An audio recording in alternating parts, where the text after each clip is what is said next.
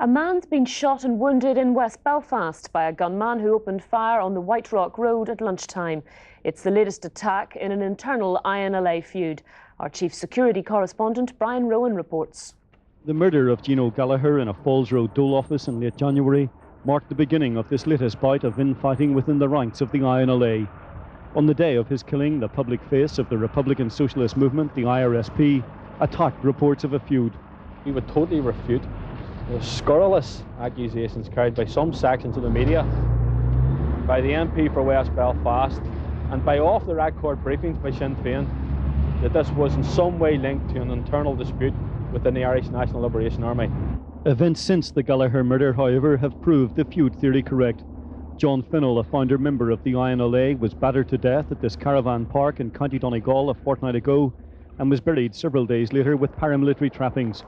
And at the weekend, the murder of 9-year-old Barbara McAlorum in North Belfast and the wounding of a man in the same house was blamed on an INLA faction, a faction said to be loyal to Gino Gallagher.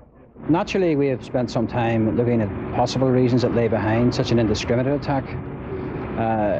Initially, we looked at motives such as drugs, but it's quite clear now to us that this unfortunate, this dreadful attack is part of this ongoing feud that's occurring inside one of the Republican organisations in the province. In the latest twist in this feud, shots were fired at 3 men in West Belfast this afternoon. The incident happened here on the Whiterock Road, and one of the men was hit in the leg.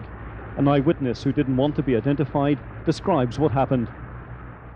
I'm coming up the road there, the 3 guys coming down, and the car pulling up alongside them, the hand coming out of the car, the black glove, the handgun, and the shots going off. Now, I don't know how many shots, 7, maybe 8 shots, but they're run across the field, you know.